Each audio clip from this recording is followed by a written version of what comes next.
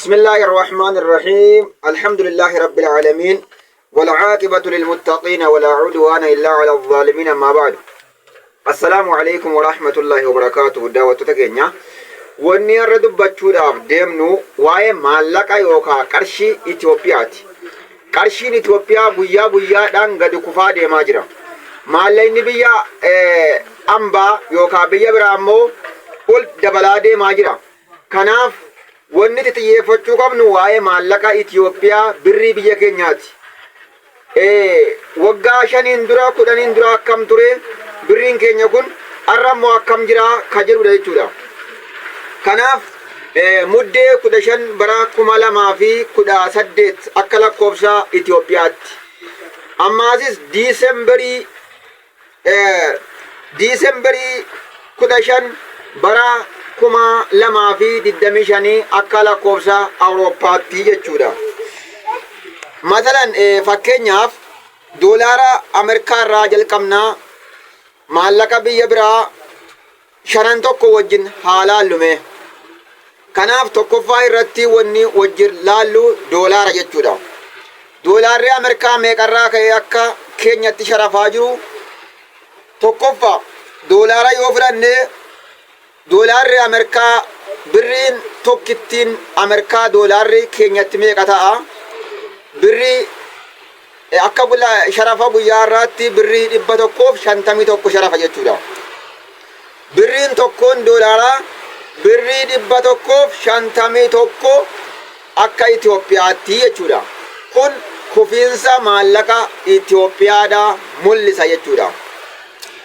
Ammaasis birrii 151 oli jechuudha. Sanaa gadi yoo miti jechuudha. Kalamaffaadha paawundii jechuudha. Paawundiin meeqa sharafa? Paawundiin Ingilizii birrii 202 jechuudha. Paawundiin Ingilizii tokko birrii 202 Itiyoophiyaa sharafa. Ilmaan namaa kanaaf doolara lakkaa'ee baree biyya Itiyoophiyaa ta'an jiru qeerroon dargaggoon qeerroo fi qarreen biyya ambaa, biyya Saudii, biyya Ameerikaa, biyya Yuuroon lakkaa'amutti dacha'anii dhumanii jiranii jechuudha. Ammaasis kasadaffaadha dirhama Imireetii jechuudha. Dirhama jechuun Dubaayittis ni dalaga jechuudha. Dirhamni birrii meeqa sharafaa jira birrii keenyatti? Birrii 41 oli jechuudha laal. Birrii 41 oli akka lakkoofsa guyyaa har'aatti jechuudha. Ammoo itti fufaa deemaati jira. Meeqarraa ka'e? 5 irraa deemee 41 seenee jira jechuudha. Ammoo sharafa booddee kanaatti immoo dabalaa deemaa jira jechuudha. Ammoo afuraffaan riyaalli Saudi Arabiyaa meeqa sharafaa jira har'a birrii keenyatti yoo jenne ilaalle birrii 40 oli jechuudha laal. Riyaalli dur nuti 5tti beennu 7tti beennu har'a birrii 40 seenee jira. 40 ol ta'eeti jira jechuudha. Ammaasis ka shanaffaa yuuroodha. Yuuroon birrii meeqa sharafaa jira? Birrii 176 sharafaa jira jechuudha. Birrii 176 oli. Kanaaf ilmaan namaa doolara lakkaa'ee gizee doolaarri birrii 151 seenu ammallee paawundiin birrii 202 ol ta'u mee akkamitti Itoophiyaa haa jiraatu? Jireenyi Itoophiyaa jireenya kasaaraa ta'ee jira jechuudha. Mootummaan waa'ee birrii keenyaatiif qabsaa'uu qaba. Qabsoon keenya gara birrii ta'uu qaba. Ilmaan namaa biyyatti afaan jiru. Osuma waggaa 10 hidhamtaa jedhame waggaa 10 hidhameetiin maallaqa yuuroo yookaan doolaara san lakkaa'aa jira jechuudha. Amma Ameerikaa keessa maaltu jira?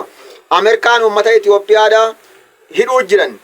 Hattaa isa Ameerikaatti dhalateewu daa'ima achi dhalatee guddateewu qabanii mana hidhaatti galchaa jiranii jechuudha.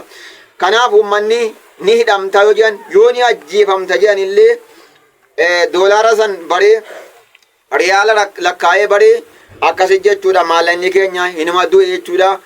Ajjeefamee maallaqni keenya ajjeefamee akka farda du'eetti akka makiinaa cabeetti harkifamee gatamaati jira.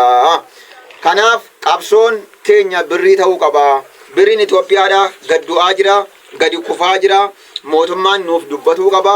Qabsoon lolli biyya keenyatti baay'atee maallaqni keenya gadi kufaa jira jechuudha. Kanaafuu mee maallaqa kana kanneen amma dubbanne ilaala.